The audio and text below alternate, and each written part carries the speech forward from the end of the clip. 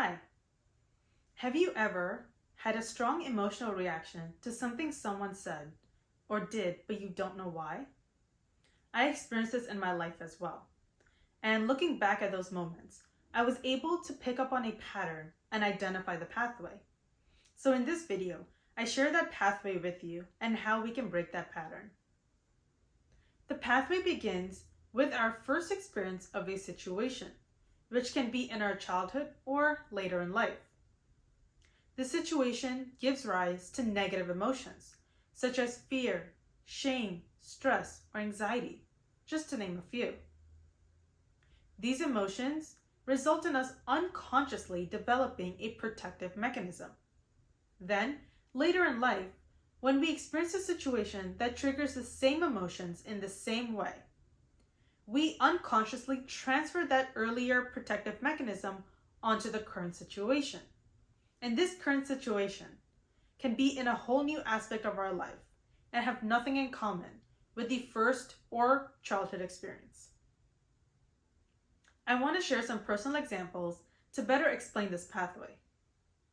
When I was younger, I was around emotionally reactive individuals, and that created in me a fear of conflict.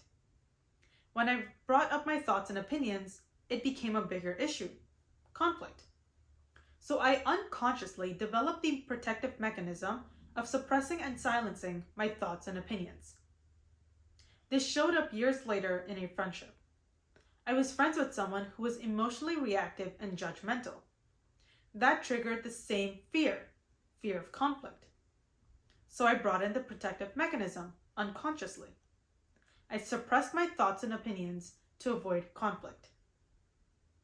This also showed up when I wanted to start making content.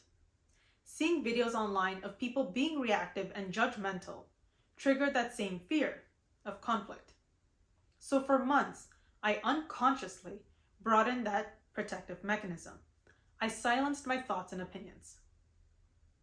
For me, this protective mechanism from the earlier aspect of my life bled into two new parts: friendship and making content. And it was the same each time.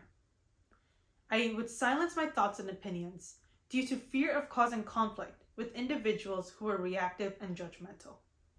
To break the pattern, we need two things: to identify the emotional trigger and to block the transference of the protective mechanism. Yes, this is easier said than done. And before we get into the how, I want to focus on the why. Because one might argue, what difference does it make? It's a protective mechanism. It protects me.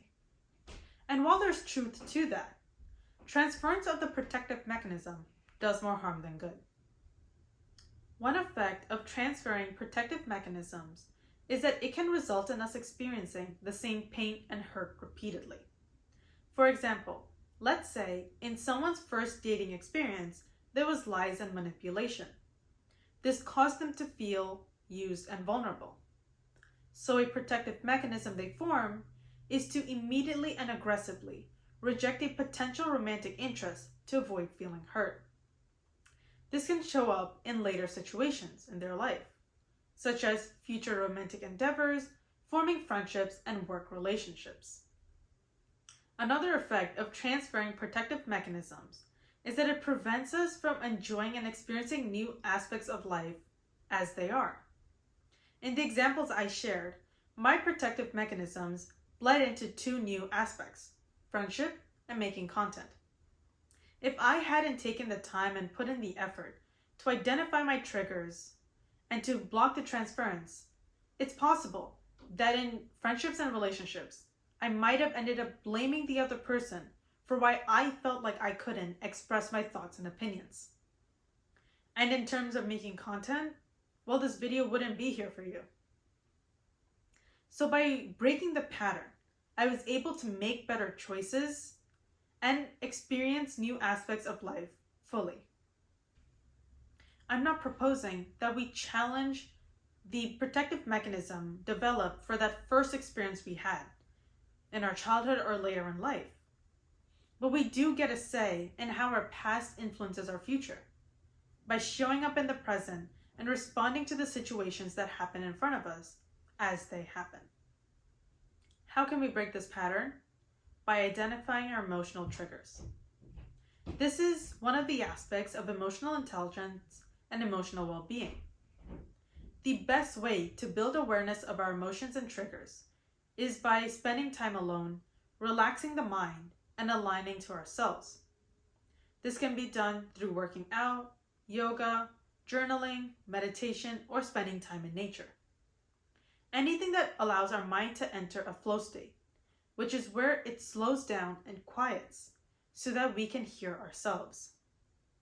This can also be done by working with a mental health counselor, life coach, speaking to someone in your life with whom you can be reflective, or with self-reflections.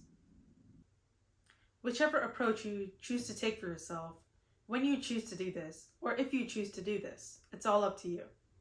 This video was just for me to share some of my reflections and realizations, and a pattern I had identified, in hopes that it could help someone, somewhere, at some time.